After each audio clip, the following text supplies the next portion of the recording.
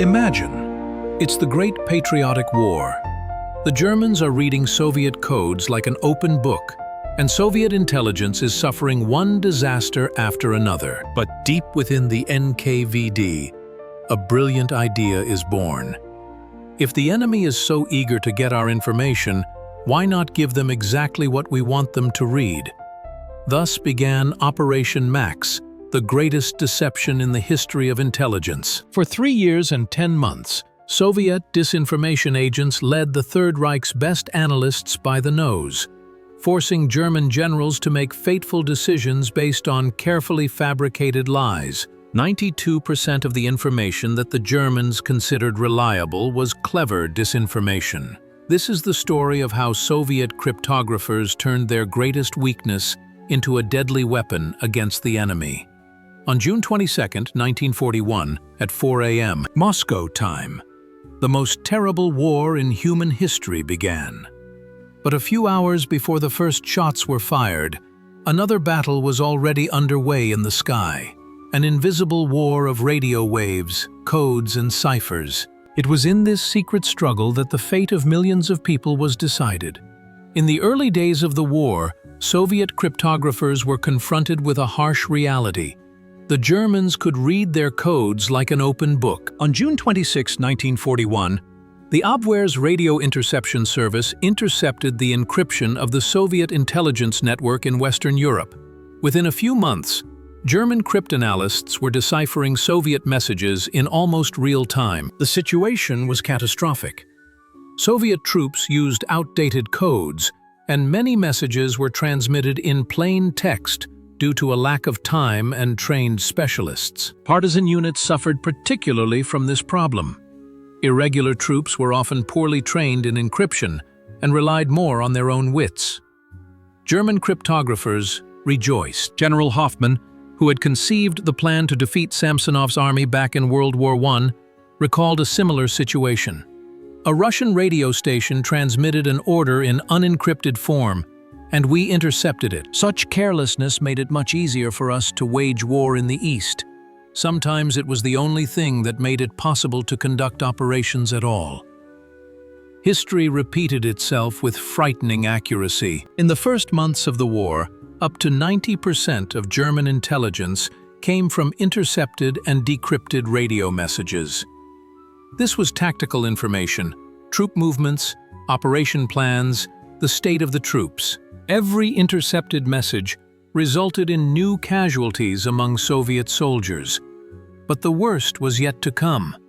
In December 1941, the first Soviet intelligence radio transmitter was captured in Brussels. During a search, a scrap of paper with the word Proctor was found. This marked the beginning of one of the most tragic chapters in the history of Soviet intelligence, the defeat of the Red Capella. German cryptanalysts worked with German pedantry. They determined that Soviet intelligence officers used books for encryption. First Guy de Latay's novel The Miracle of Professor Valmer, then Honoré de Balzac's The Woman of 30. 121 ciphers were read, and the fate of the intelligence network was sealed. Adolf Hitler understood the strategic importance of cryptographic warfare. He declared that he would not spare 3 elite divisions for a single cryptanalyst capable of breaking Soviet codes. The Führer promised to award the Iron Cross, leave, and a job in Berlin to those who managed to capture a Russian cryptographer or seize Soviet encryption equipment. And after the end of the war, an estate in Crimea. In 1942, the Germans set up a reconnaissance and sabotage school near Kherson. The cadets were given a single task: to obtain Soviet encryption equipment at any cost. The war of codes was gaining momentum, and it seemed that the enemy had the upper hand. It was at this critical moment that a plan for a grand operation of revenge was hatched within the Soviet secret services, a plan that would turn the USSR's main weakness into its greatest strength, a plan that would force German generals to make wrong decisions based on misinformation provided by their own agents, an operation that would go down in history under the code name Max. The German cryptanalysis machine worked with frightening efficiency.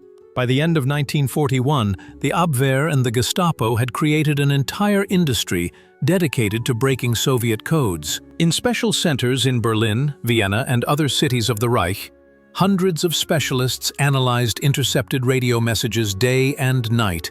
The Germans' success was due not only to their technical superiority, but also to serious miscalculations in the organization of the Soviet cryptographic service. Before the war, the main focus was on protecting diplomatic correspondence, while military communications often remained unencrypted. Many commanders considered radio discipline to be an unnecessary formality in the context of rapidly developing combat operations. Partisan units were particularly vulnerable. In the rush to evacuate, many underground groups received simplified encryption instructions, or none at all.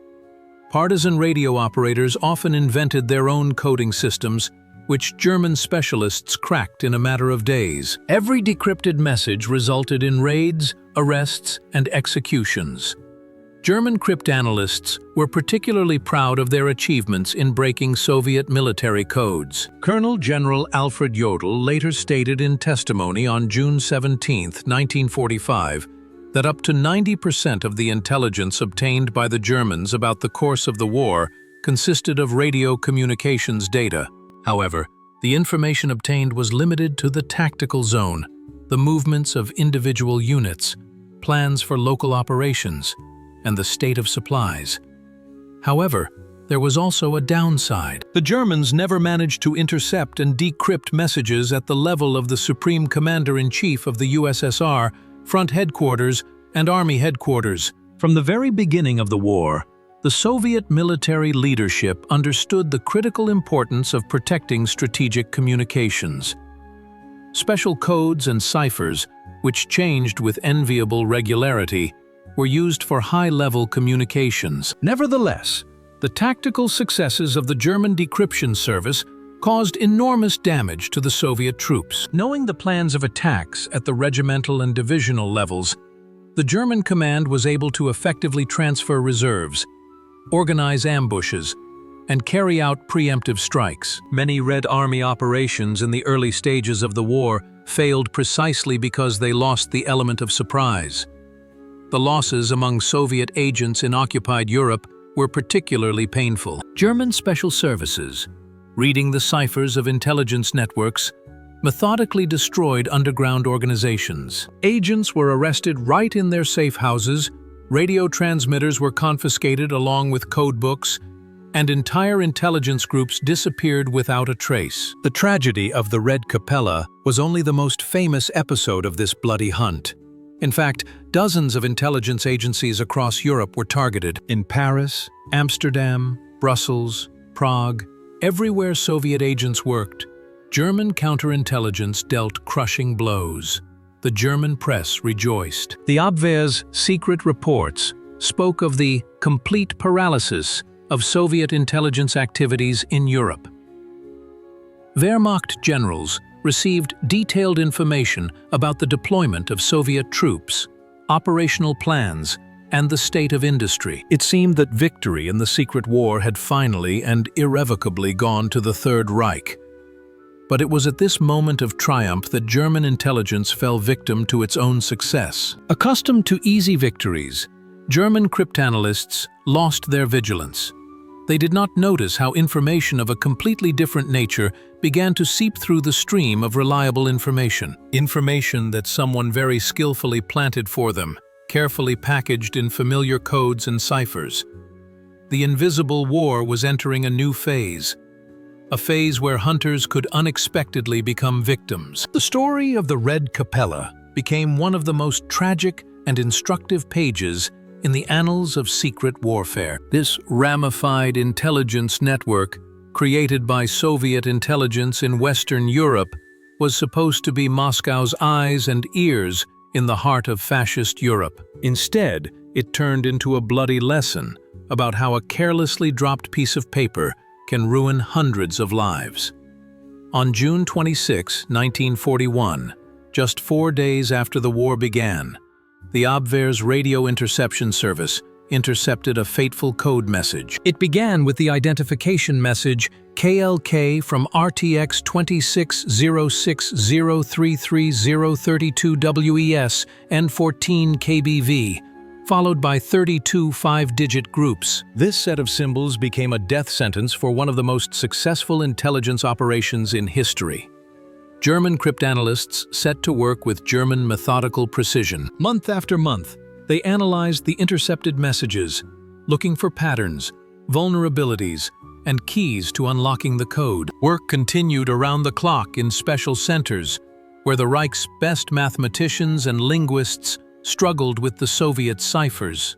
The breakthrough came on December 13, 1941. In Brussels, at 101 Atrabats Street, the first Soviet intelligence radio transmitter was captured. During a search, a seemingly insignificant piece of paper with the word Proctor was found. This accidentally preserved piece of paper became the key to unlocking the entire encryption system. German experts quickly realized that Proctor was the codename for the book used for encryption. Their search led them to Guy de la Terre's novel, The Miracle of Professor Valmer. Using this book as a basis for decryption, the Germans read the first 120 messages of the Red Capella. Later, a second book was identified, Honoré de Balzac's The 30-Year-Old Woman. The information obtained from the decrypted messages stunned even experienced abwehr officers. The Soviet intelligence network turned out to be much more extensive and effective than the Germans had imagined. Agents worked in government agencies, military factories, and Wehrmacht headquarters. They transmitted military operation plans, information about new types of weapons, and data on industrial production to Moscow. Mass arrests began. One after another, people who had risked their lives for years to defeat fascism disappeared. Arvid Harnack, Haro Schulze-Boysen, Lieberst Schulze-Boysen, John Raven. The names of the heroes of the Red Capella are forever inscribed in the history of the anti-fascist resistance. In total, more than 100 people were arrested, most of whom were executed. But there was another side to the tragedy of the Red Capella. Analyzing the reasons for its failure, the Soviet secret services learned important lessons. It became clear that using literary works as a basis for encryption was extremely dangerous. New, more sophisticated methods of protecting information were needed. Even more important was the realization that in modern warfare, cryptographic security was a matter of life and death, not only for individual agents, but for entire armies. Every intercepted radio message could change the course of a battle. Every code broken could decide the fate of an offensive. In Moscow, in the depths of the NKVD, plans for a grandiose operation of retribution began to take shape. If the Germans had learned to read Soviet codes, why not make them read exactly what the Soviet Union wanted them to read? If German intelligence was so eager to intercept every Soviet radio message, why not turn that eagerness into a weapon against the Germans themselves? The tragedy of the Red Capella was the final chord of the first act of the secret war. The second act was to begin quite differently. This time, Soviet cryptographers were determined to turn German successes into their own defeat. History was about to write one of the most brilliant pages in the annals of military cunning and strategic deception. In July 1941, as German tanks rapidly advanced toward Moscow, and the losses of the Red Capella were only just beginning to be realized, an idea was born in the depths of the Soviet secret services that could radically change the course of the secret war. This idea was both ingeniously simple and incredibly daring. If the Germans were so successful at reading Soviet codes, why not let them read exactly what the Soviet Union wanted them to read? The operation, codenamed Max, began with a proposal that came to German intelligence like a gift from heaven. A group of former White Army soldiers, supposedly harboring a fierce hatred of the Soviet regime, offered to pass intelligence about the USSR to the abwehr. The story seemed plausible. Emigrants who had lost their homeland in the Civil War were willing to do anything to get revenge on the Bolsheviks. The Germans believed them. The abwehr gave the White Guards 2 radio transmitters. One was set up in Moscow under the code name Max, and the other somewhere in central Russia under the name Moritz. The plan seemed perfect. Agents located in the heart of the Soviet Union would transmit valuable information about the Reds' plans. The Moritz group soon fell silent. The Germans attributed this to technical problems or the failure of the agents. Max, however, continued to broadcast regularly. At first, the messages were received in Vienna, but by the end of 1941, the receiving station had been moved to Sofia, the capital of Bulgaria. There, a certain Fritz Kauder, known to the Germans under the pseudonym Jew Klat, received the messages and transmitted them on to Vienna. What was really happening was a masterpiece of Soviet strategic planning. There were no White Guards. The radio transmitter in Moscow was under the complete control of the NKVD. Every message that Max transmitted to Sofia was carefully planned disinformation designed to mislead the German command. The operation was directed at the highest level. According to some sources, it was personally supervised from Moscow by NKVD chief Lavrenti Beria. This was not just an intelligence operation. It was a strategic operation on a national scale, designed to influence the entire course of the war. Planning the disinformation required incredible skill. The information had to look credible, but at the same time mislead the Germans. Too obvious a lie could expose the operation. Too accurate data could harm the USSR. A delicate balance had to be struck between plausibility and deception. Soviet specialists studied the methods of German intelligence, their biases and prejudices. They understood that the Germans were particularly eager to obtain information about the industrial potential of the USSR, the reserves of the Red Army, and plans for strategic operations. These topics became the basis for Max's disinformation reports.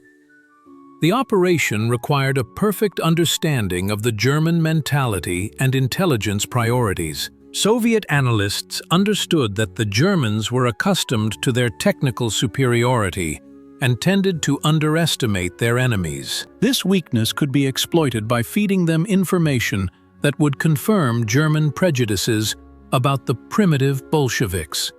The genius of the operation lay not only in the idea of disinformation itself, but also in its long-term nature. This was not a one-off action, but a well-thought-out campaign designed to last for months and years. The Germans' trust in the source was to be strengthened gradually through the transmission of partially reliable information mixed with carefully crafted lies. Thus began one of the most successful disinformation operations in the history of intelligence, an operation that would last 3.5 years and play a significant role in the Soviet Union's victory over Nazi Germany. An operation that would turn the main weakness of Soviet cryptography into a powerful weapon against the enemy. The Germans had no idea that they had fallen victim to a grand deception.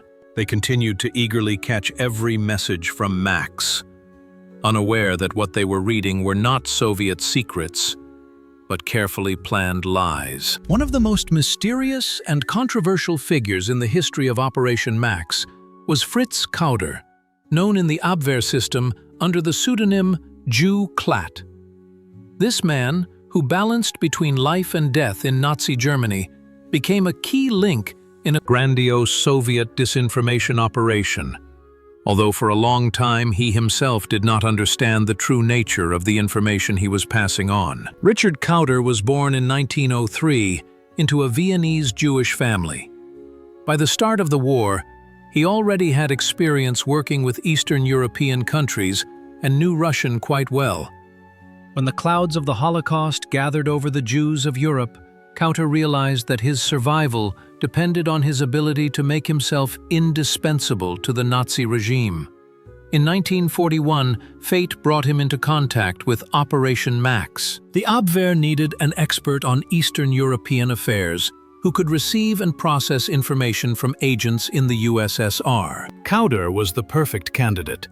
He knew the languages, understood the specifics of the region, and most importantly, desperately needed the protection of the German Secret Service. By the end of 1941, Kauder had become head of the reception center in Sofia. He received messages from Max in Moscow and transmitted them to Vienna, from where they were forwarded to the Abwehr headquarters in Berlin for further distribution to the military services. Formally, Kauder was only an intermediary, but in practice, he was the one who gave credibility to the entire operation.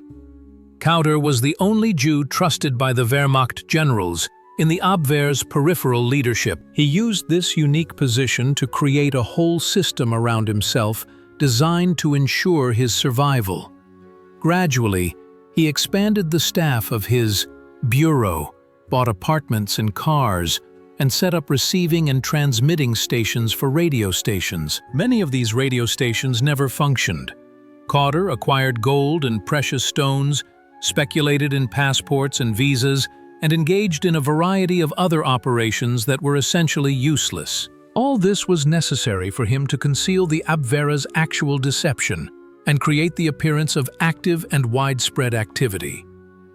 Kauder's genius lay in his ability to simultaneously lead both the Abwehr and the Gestapo by the nose. He created the illusion of a vast intelligence empire, with dozens of agents throughout the East passing on valuable information. In reality, the only real source was Max in Moscow, who passed on disinformation carefully planned by the Soviet secret services. An analysis of the results of radio monitoring, which continued from mid-1942 to January 1945, showed striking results.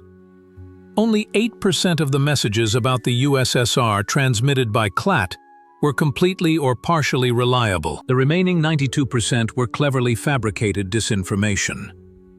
Kauder understood that the Nazis had hung the sword of Damocles over his head, threatening him with physical destruction. He could hardly have worked for them out of ideological considerations.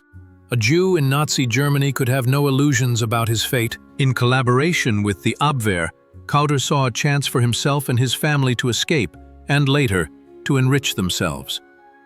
Gradually, the Kauder-Klott affair turned into a hoax of enormous proportions. It was a headache, not only for the Germans but also for the British, who intercepted many of Max's messages through Operation Ultra. For a long time, British intelligence could not understand the nature of the information coming through the Jew-Klat.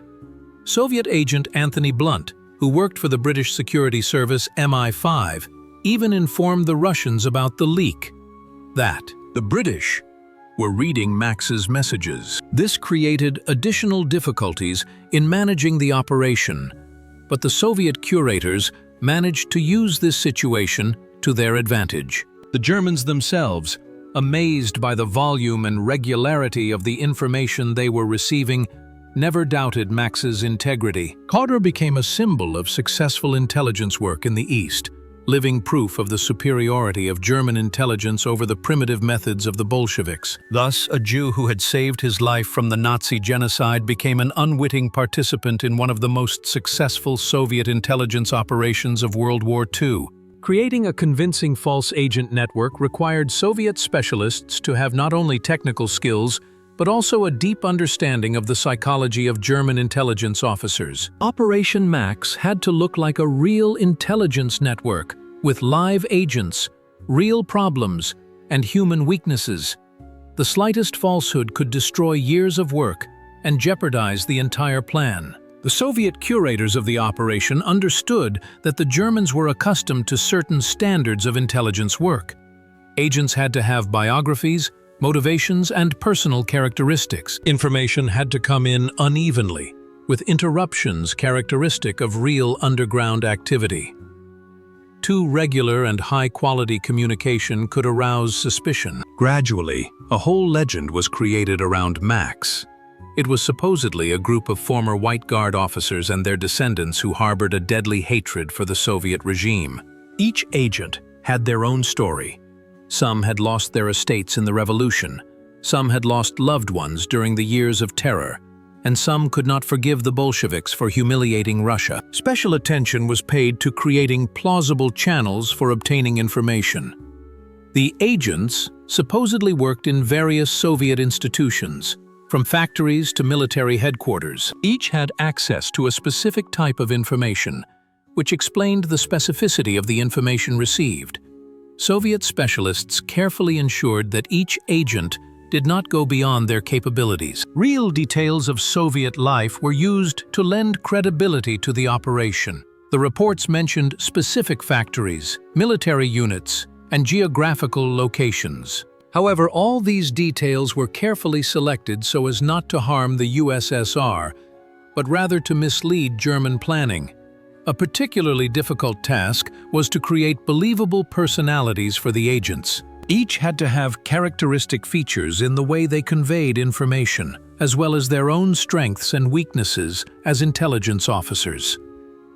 One agent might be more accurate in technical matters, but have little understanding of politics. Another might be well-versed in military affairs, but have little understanding of economics. Soviet specialists studied samples of real intelligence reports, captured from the Germans, to understand what style of presentation would seem most convincing to Germans. They analyzed what mistakes real agents usually made and what information they tended to overestimate or underestimate. An important part of the operation was to create the illusion of technical problems and human weaknesses. The agents periodically complained about difficulties in transmitting information, the danger of exposure, and the need to change safe houses. These complaints made the whole story more human and believable. Gradually, the Germans began to regard Max's network as one of their most valuable intelligence operations. Information came in regularly, looked credible, and contained many technical details. German analysts even learned to distinguish between the styles of different agents and assess the reliability of each source. Creating a false network required incredible coordination between various Soviet agencies. Information for transmission was prepared in the General Staff, the NKVD, and various people's commissariats. Each message was checked by several authorities to prevent the accidental transmission of truly secret data. The success of the operation depended largely on the ability of Soviet specialists to think like German intelligence officers. They had to predict what information would be most valuable to the Germans, what conclusions they would draw from the data they received, and how these conclusions would affect their military planning. A particularly delicate task was weaving disinformation into a stream of partially reliable information. Too many lies could expose the operation. Too much truth could harm the USSR. A delicate balance was needed to maintain the Germans' trust, while steering their thinking in the direction desired by the Soviet Union. Thus, day after day, month after month, one of the most sophisticated disinformation constructs in the history of intelligence was created. A construct that forced German generals to make strategic decisions based on carefully fabricated lies. The art of strategic disinformation requires a deep understanding not only of what to say, but also of how, when, and in what context to say it. The Soviet specialists who led Operation Max had to master the subtle art of deceiving professional intelligence officers, people accustomed to mistrust and checking every fact. It was a game of wits at the highest level. The basis for successful disinformation was the sandwich principle. Every lie had to be surrounded by layers of truth. Soviet analysts carefully studied open sources of information available to the Germans: newspapers, radio broadcasts, and prisoner testimonies. They understood that the Germans would check the information received from Max against these sources, so a significant portion of the information transmitted had to be confirmed. The technique of emotional manipulation was particularly sophisticated. Agents of the Max network periodically passed on information that flattered German prejudices about the superiority of the Aryan race over the primitive Slavs. Reports about the allegedly low morale of Soviet troops, the technical backwardness of the Red Army, and the chaos in its command structure were all what the Germans wanted to hear. Soviet psychologists understood that people tend to believe information that confirms their prejudices. German generals, raised in the spirit of racial superiority, were ready to believe any information about the weakness of their opponents. Soviet specialists masterfully exploited this weakness in German thinking. But the most difficult task was to introduce strategic disinformation, false information designed to influence the enemy's military planning. This required an understanding of German military doctrine, knowledge of the priorities of the German command, and the ability to predict how the Germans would use the information they received. A classic example of such disinformation was false information about the Red Army's reserves.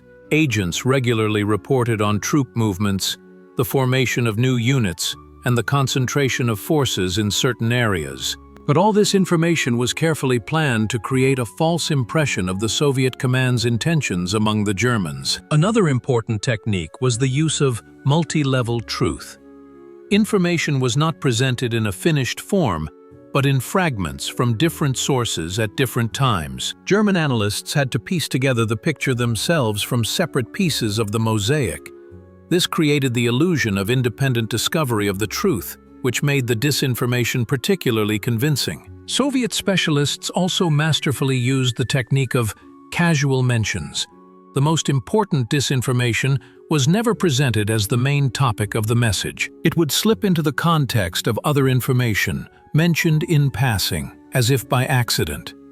This created the impression that the agent himself did not understand the importance of the information being conveyed. Particular attention was paid to creating an effect of credibility through contradictory information. Different agents could convey slightly different information about the same event. These small discrepancies did not undermine trust in the sources. On the contrary, they created an impression of authenticity. After all, real people always see events from different angles. The ability to use real events to convey false information was a skill of the highest order.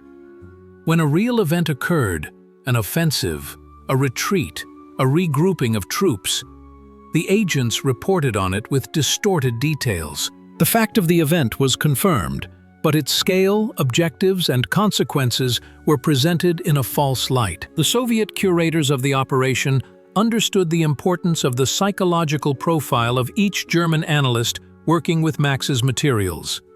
They studied their professional characteristics, personal preferences, and ways of thinking. Information was presented in such a way that each analyst could find confirmation of their own theories and assumptions.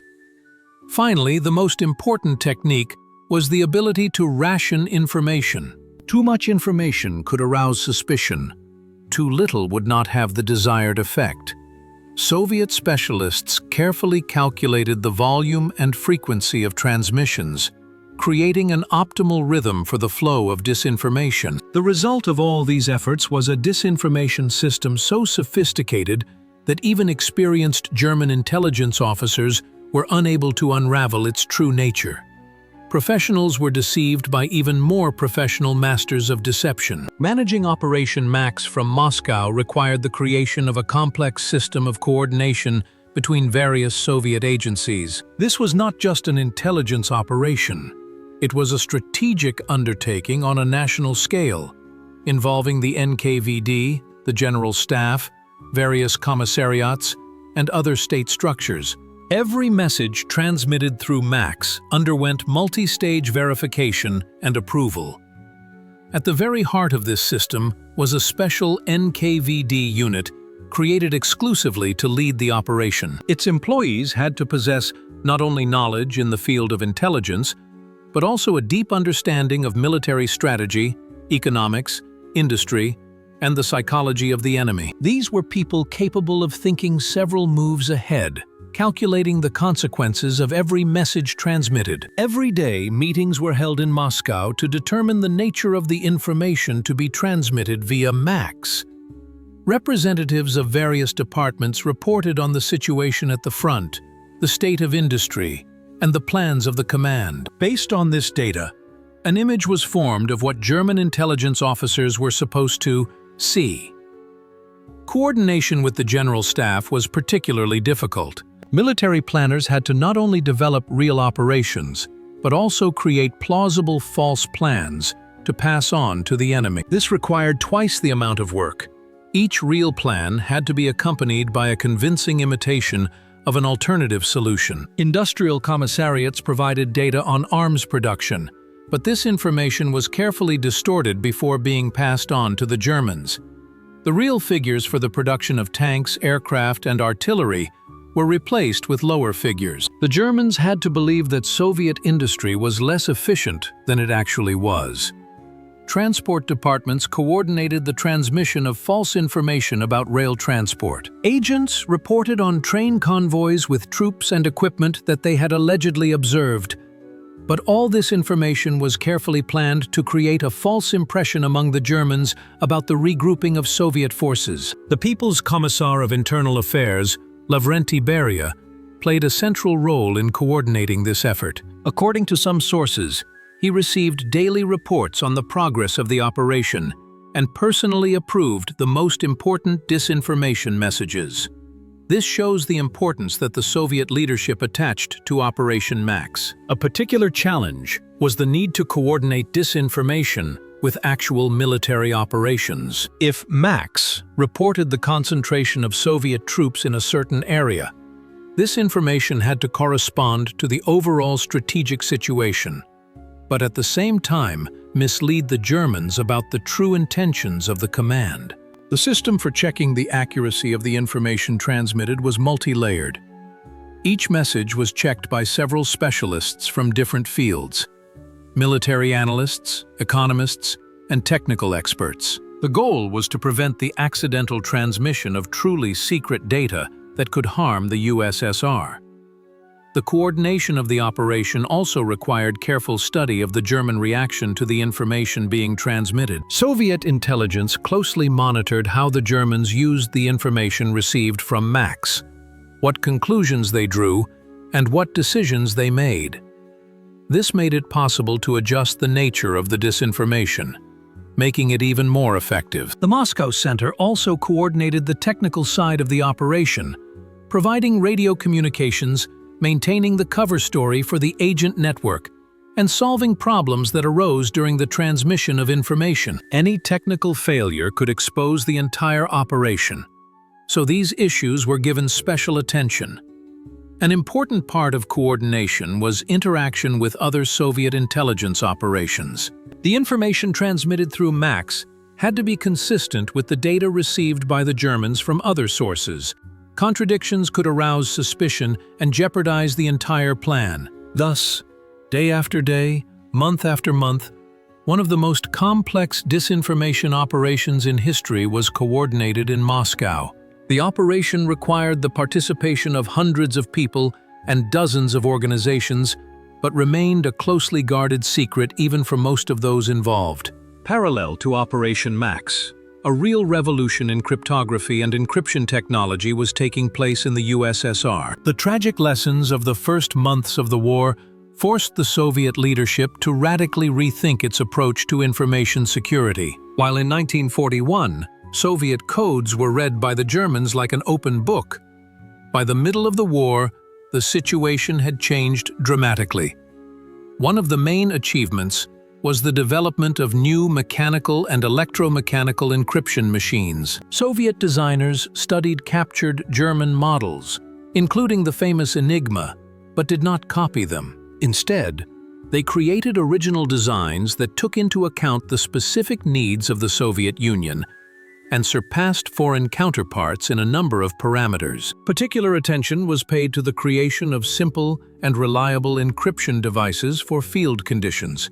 Partisan detachments and reconnaissance groups needed encryption devices that could operate in any conditions, did not require complex maintenance, and at the same time provided a high level of information security. A revolutionary solution was the development of disposable encryption notebooks, a system that, when used correctly, was theoretically unbreakable.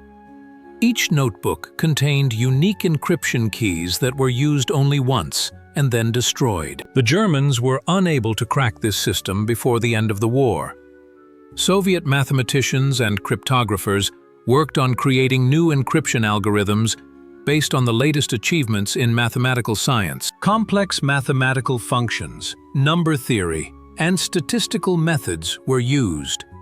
This required the involvement of the country's best minds, academics, professors, and talented students. At the same time, radio interception and cryptanalysis techniques were also being developed. Soviet specialists not only protected their own information, but also worked actively to crack German codes. Special radio intelligence services were created to intercept and analyze enemy radio communications around the clock. Great attention was paid to training personnel. Encryptors, radio operators, and cryptanalysts were trained in closed educational institutions. These people had to not only know encryption techniques, but also understand the principles of secrecy and be able to work under constant threat of exposure. Techniques for spreading disinformation via radio were also developed. In addition to Operation Max, dozens of other measures were taken to mislead the enemy.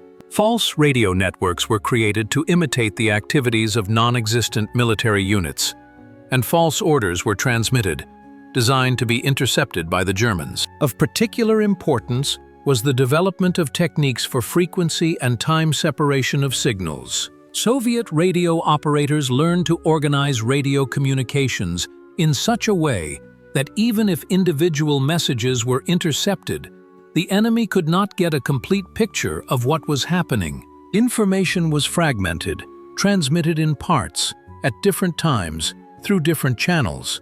The development of emergency destruction systems for encryption equipment and documents became an important area of focus. In case of danger of capture, the equipment had to self-destruct in a matter of seconds, leaving no useful information to the enemy. This saved many operations and lives. Soviet specialists also worked on creating a new type of portable radio station. These devices were significantly lighter and more compact than pre-war models, but still provided sufficient communication range for intelligence tasks. Some models could fit into a regular suitcase. By the end of the war, the USSR had one of the most advanced cryptographic systems in the world. Soviet ciphers became virtually unbreakable for the enemy, and the country's own cryptanalysis service successfully read many German codes.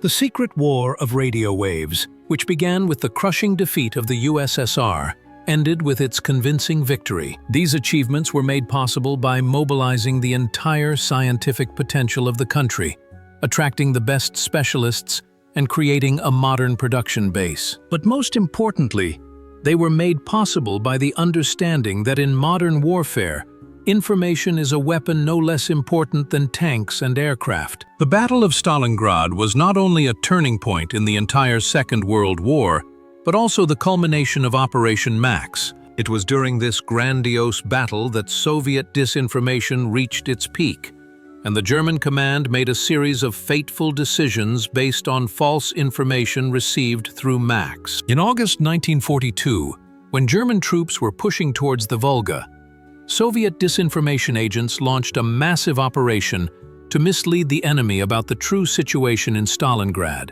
Max transmitted information about the allegedly critical state of the city's defenses, panic among the population, and the Soviet command's readiness to abandon the city. At the same time, agents reported the concentration of large reserves to the north and south of Stalingrad. This information was partially true. The Soviet command was indeed pulling forces together for a future counteroffensive, but the scale, direction of the strikes, and timing of the operation were all distorted. The German generals believed the information they were receiving to be reliable. Colonel General Friedrich Paulus, commander of the 6th Army, received information from Max through intelligence reports and based his plans on it. It seemed that the city was about to fall and only one last effort was needed. But the most sophisticated deception concerned the preparation of Operation Uranus, the Soviet counteroffensive at Stalingrad. Max reported on the concentration of Soviet troops, but indicated the wrong directions of the main attacks. The Germans expected an offensive where there was none, and were not prepared to defend where it actually began. On November 19, 1942, Soviet troops went on the offensive. The blow was struck precisely where the Germans least expected it. Romanian and Italian units covering the flanks of German troops in Stalingrad were crushed in the first few days. The encirclement of the Sixth Army was a fait accompli. During those critical days, Max continued to transmit disinformation, now about plans to break the siege of the encircled group. Agents reported on an alleged powerful strike being prepared by Army Group Dawn under the command of Field Marshal Erich von Manstein. The information contained reliable details about the composition of the troops and the directions of the strikes, but distorted the start time of the operation and its true capabilities. Upon receiving this information, the German command overestimated its chances of success in the relief operation. This influenced strategic decisions. Attempts to break through from the inside were coordinated with expected attacks from the outside, which led to an irrational expenditure of forces and time. Disinformation about Soviet reserves was particularly effective. Max reported the transfer of troops from other fronts, but underestimated their numbers and combat capabilities. The Germans believed that the Soviet troops near Stalingrad were weaker than they actually were, and planned their operations based on these false assumptions. On December 12th, Operation Winter Storm began, an attempt to break the siege of the troops surrounded at Stalingrad. But the Soviet command, knowing the enemy's plans, managed to prepare an effective defense. The German offensive faltered, failing to achieve its goal. In January 1943, the final phase of the Battle of Stalingrad began. Max continued to operate, transmitting misinformation about the condition of the encircled troops, their air supply capabilities, and their plans for a final breakthrough. All this information served one purpose: to prolong the agony of the German forces and prevent them from retreating in an organized manner. On February 2, 1943, the remnants of the Sixth Army surrendered. About 90,000 soldiers and officers were taken prisoner, including 24 generals and Field Marshal Paulus himself. It was the greatest military disaster in German history. Stalingrad was a triumph, not only for Soviet weapons, but also for Soviet intelligence. Operation Max contributed to this victory by helping the Soviet command conceal its true intentions and mislead the enemy. The Germans never realized that their decisions were largely based on carefully fabricated lies.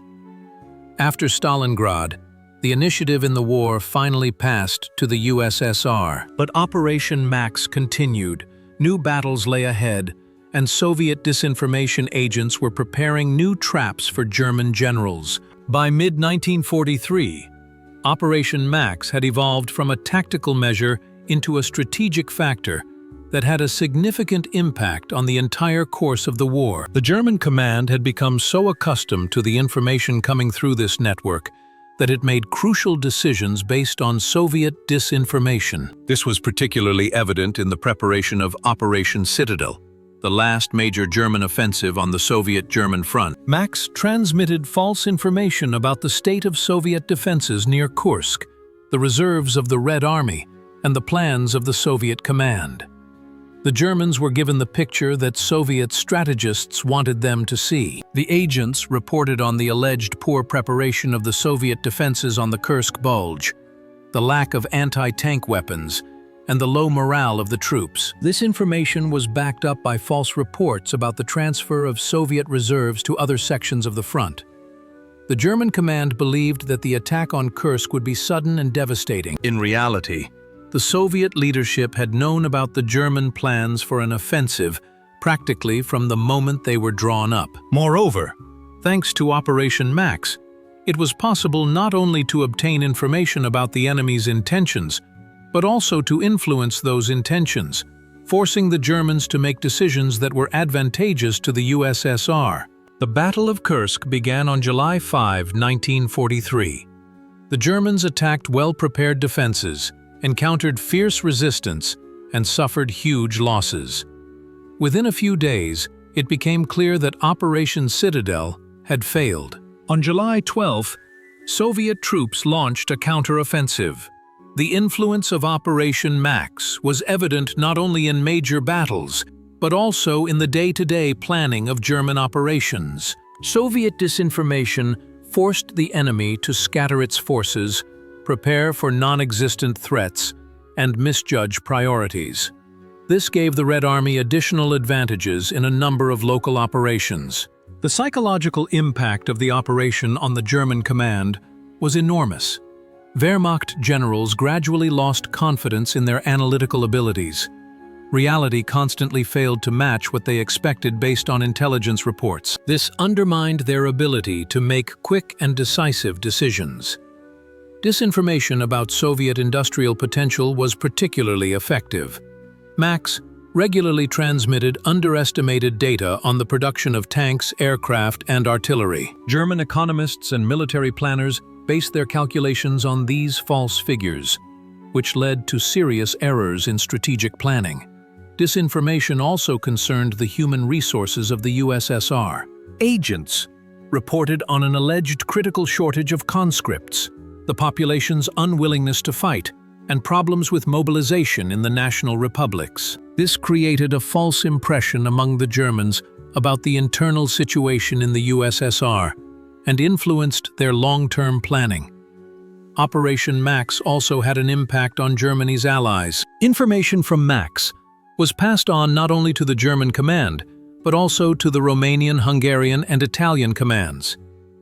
False information about Soviet plans forced Germany's allies to keep their troops where they were not really needed. By the end of 1943, it had become clear that Operation Max had become a powerful strategic tool, allowing the USSR not only to conceal its intentions, but also to actively influence the enemy's plans. The German command was effectively dancing to the tune of Soviet disinformation agents, without even suspecting it. The success of the operation exceeded the wildest expectations of its creators. What was conceived as a tactical measure to mislead the enemy turned into a strategic weapon, comparable in effectiveness to new types of military equipment. The impact of Operation Max on the course of the war cannot be overstated. Every wrong decision made by the German command based on Soviet disinformation saved the lives of thousands of Soviet soldiers and brought victory closer. In the secret war of intelligence, the USSR won a resounding victory. But most importantly, the operation changed the very nature of military planning.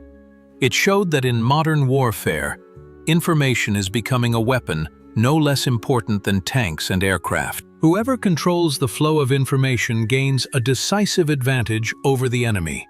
One of the most difficult aspects of Operation Max was its interaction with the British Ultra program, a secret project to break German codes.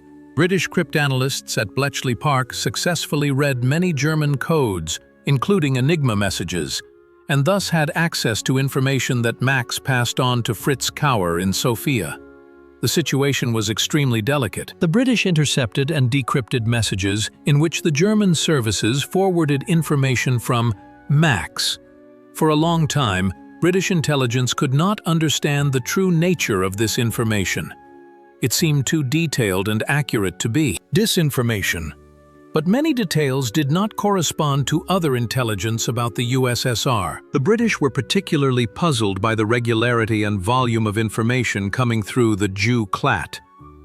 Such a flow of information could only be provided by either a very large and well-organized network of agents or someone deliberately feeding the Germans disinformation. The second version seemed less likely due to the high quality of much of the data transmitted.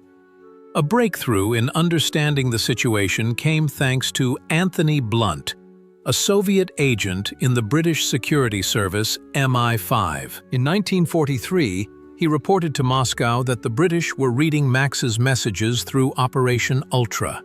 This created a serious problem for the Soviet curators of the operation. On the one hand, revealing the true nature of Operation Max to the Allies could have compromised its effectiveness.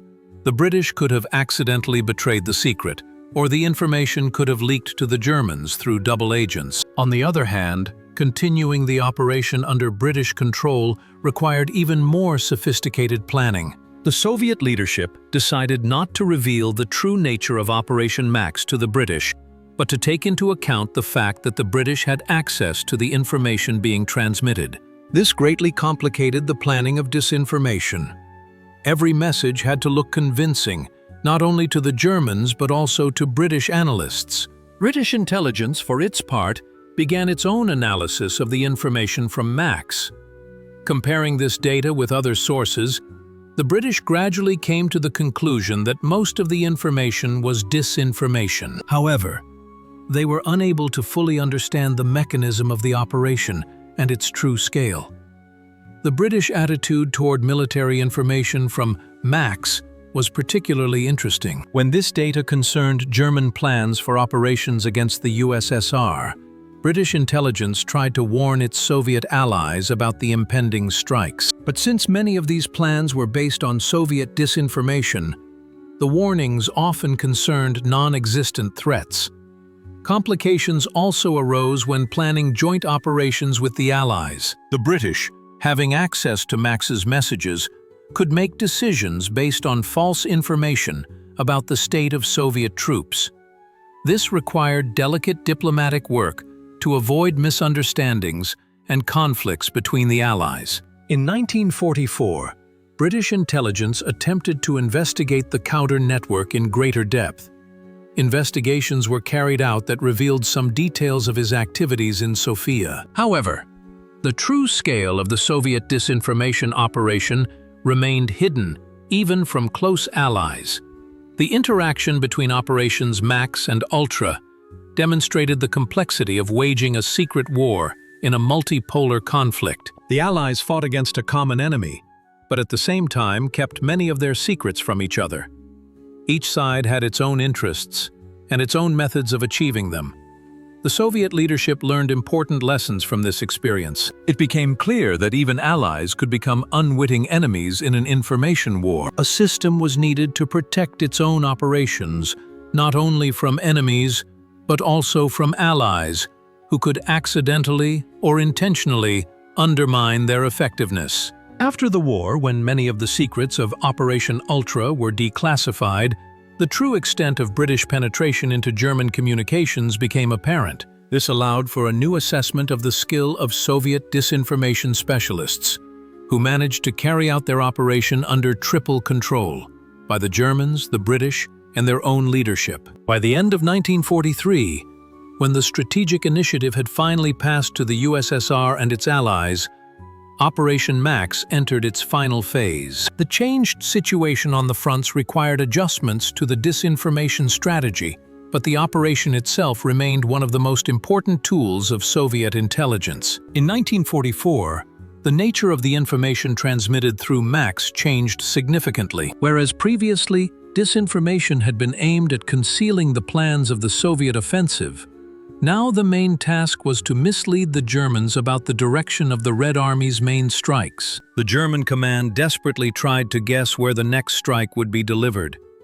Agents reported on the concentration of Soviet troops in the Baltic states when the Belarusian operation was being prepared. False information was transmitted about plans for an offensive in East Prussia, while Soviet troops were preparing for Operation Bagration in Belarus. German reserves were transferred to areas where their presence was less critical to the outcome of the battle. Operation Bagration, which began on June 23, 1944, was another triumph of Soviet disinformation. The German Army Group Center was caught off guard and suffered catastrophic losses. In 3 weeks of fighting, the Germans lost about 300,000 men killed and captured. Disinformation about the Red Army's reserves was particularly effective. Max regularly transmitted underestimated data on the strength of Soviet troops, creating a false impression of the USSR's military potential among the Germans. This influenced the Wehrmacht's strategic planning, causing the German command to underestimate the scale of the Soviet operations being prepared. During the preparation of the Yassy-Kishinev operation, agents reported that the main forces of the Red Army were concentrated in the central sector of the front. The German-Romanian command believed this disinformation and failed to prepare for a powerful strike on the southern flank. The result was the complete defeat of Army Group South Ukraine. The last months of the war were marked by a new type of disinformation: false information about the USSR's plans for the post-war organization of Europe. MAX passed on information about alleged territorial changes and plans for Soviet influence in various European countries. This disinformation was intended to influence the political decisions of the German leadership. Fritz Kauder in Sofia continued to pass on messages regularly, unaware of the approaching end of the war and his role in it. His empire had grown to enormous proportions. Formally, he controlled dozens of agent networks throughout Eastern Europe. In reality, the vast majority of these networks existed only on paper. By the beginning of 1945, German intelligence was so dependent on Max's information that the loss of this source would have been a serious blow to German military planning. The paradox was that the Germans completely trusted a source that fed them lies 92% of the time. The operation began to be wound down only in March 1945, when it became clear that the war was coming to an end. Max's last reports concerned the defense of Berlin and the plans of the German resistance. Even in those critical days, Soviet disinformation continued to mislead the enemy. On May 9, 1945, Germany surrendered. Operation Max, which lasted 3 years and 10 months, was a complete success. Throughout the entire operation, the Germans never suspected that they had been victims of a grand deception. An analysis of the operation's results showed its enormous effectiveness. Only 8% of the information transmitted was completely or partially accurate. The remaining 92% was clever disinformation that systematically misled the German command throughout almost the entire war. Operation Max went down in history as one of the most successful disinformation campaigns in the history of intelligence. It showed that in modern warfare, information can be a weapon no less destructive than artillery and aviation. The skill of the Soviet disinformation specialists allowed them to turn the main weakness of the first months of the war into a powerful weapon against the enemy. After the war, Operation Max remained a closely guarded secret for both former enemies and allies of the USSR. German generals who were taken prisoner had no idea for a long time that they had been victims of a grand deception. Only gradually, during interrogations and analysis of archival materials, did the true picture of what had happened begin to emerge. The first suspicions arose among former German intelligence officers when they compared the information they received from Max with the actual course of military operations. Too many predictions based on data from this network did not come true. Too often, Soviet troops struck where they were least expected. Fritz Kauder was arrested by British occupation forces in May 1945. He was initially accused of collaborating with the Nazis, but investigators gradually began to understand the complexity of his role in the war. Kauder himself did not fully understand that he had spent most of his time passing on Soviet disinformation. During interrogations, Kauder spoke about his activities in Sofia, the radio networks he allegedly controlled, and the flow of information that passed through his hands. But the more detailed his descriptions of his empire became, the more questions investigators had about the reality of the whole enterprise. An analysis of radio intercepts conducted after the war revealed striking results. Of all the information transmitted through the Kauder-Klatt network, only 8% of the messages proved to be reliable. The remaining 92% were a clever mixture of half-truths and outright lies. British experts studying the materials of Operation Ultra discovered numerous inconsistencies in the information provided by Max.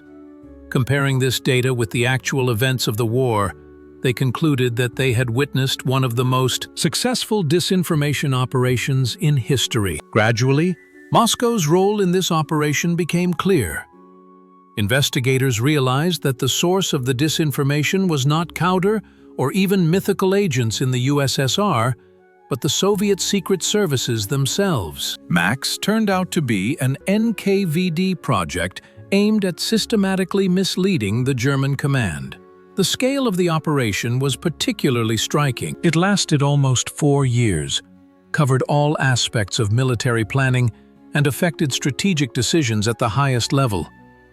German generals were effectively dancing to the tune of Soviet puppeteers, without even suspecting it. Western intelligence services were shocked by the skill of Soviet disinformation. Operation Max became a classic example of strategic deception, studied in intelligence schools in many countries. It showed that information warfare can be no less effective than traditional military action.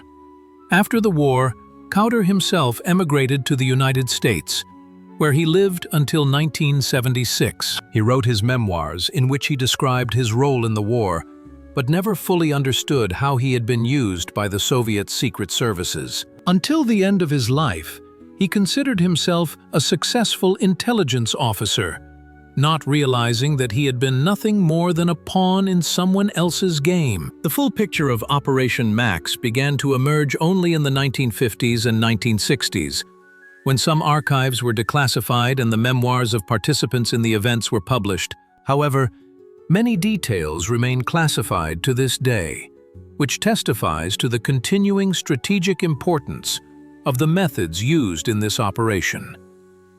The exposure of Operation Max caused a sensation in the intelligence world. It became clear that the USSR not only possessed a powerful military-industrial complex, but also sophisticated methods of waging information warfare. Western intelligence services were forced to rethink their views on the capabilities of Soviet intelligence. The operation also showed the vulnerability of even the most professional intelligence services in the face of well-planned disinformation. German analysts, considered among the best in the world, were helpless against Soviet deception. This forced all intelligence services around the world to review their methods of verifying and analyzing incoming information. Today, Operation Max is studied as a classic example of strategic disinformation. It has been included in textbooks on intelligence and counterintelligence, has become the subject of scientific research and documentary films. The history of this operation shows that in modern warfare, victory often goes not to the strongest, but to the smartest. Operation Max ended, not just as a successful intelligence operation, but as a revolutionary event that radically changed perceptions of the role of information in modern warfare. In 3 years and 10 months, Soviet disinformation specialists managed to turn the greatest weakness of the early stages of the war into a powerful weapon against the enemy. The statistics of the operation are staggering. Over the entire period, more than 1,500 messages were transmitted, of which only 8% contained completely or partially reliable information. The remaining 92% were skillfully fabricated disinformation that systematically misled the German command. The impact of the operation on the course of the war cannot be overestimated. The German command's erroneous decisions, made on the basis of false information from Max, contributed to the failure of the largest German offensives at Stalingrad, Kursk, and in Belarus. Each such decision saved the lives of thousands of Soviet soldiers and brought the final victory closer. The operation showed that information warfare is becoming an integral part of modern military conflict.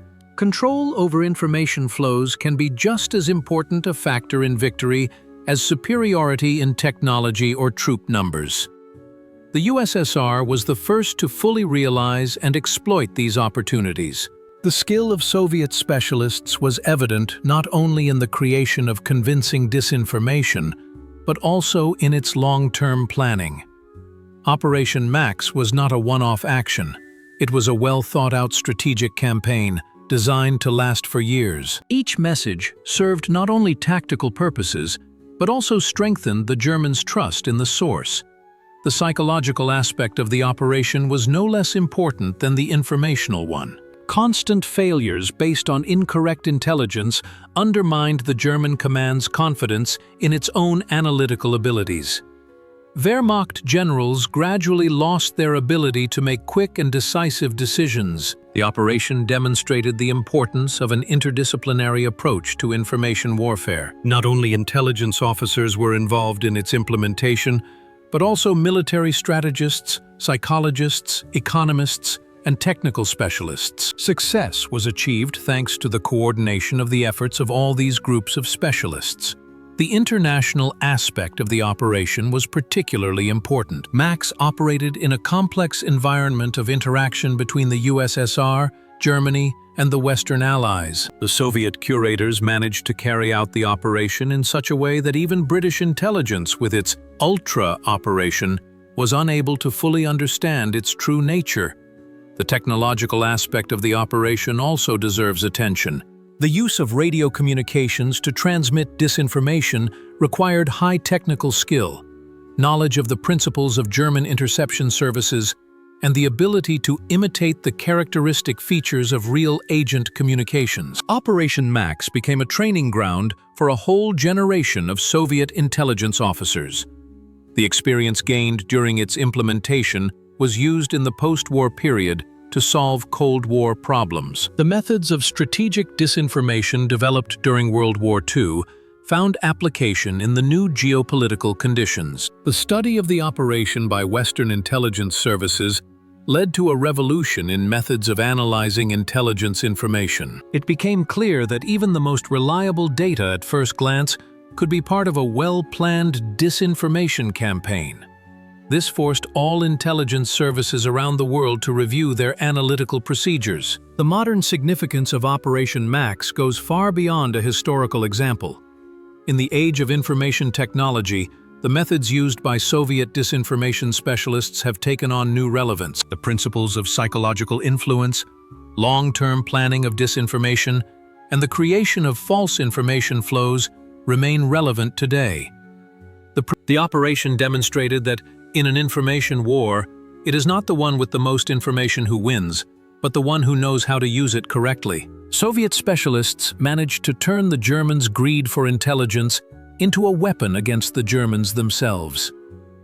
Finally, Operation MAX showed the importance of the human factor in intelligence activities. Success was achieved not through perfect technology, but through the skill of people who were able to understand the psychology of the enemy and use its weaknesses against it. The history of Operation MAX remains one of the most vivid pages in the annals of Soviet intelligence. It showed that even under the most extreme conditions, human genius is capable of finding unexpected solutions, turning weakness into strength and defeat into victory. This operation forever changed perceptions of the capabilities of intelligence and became a classic example of strategic thinking in modern warfare.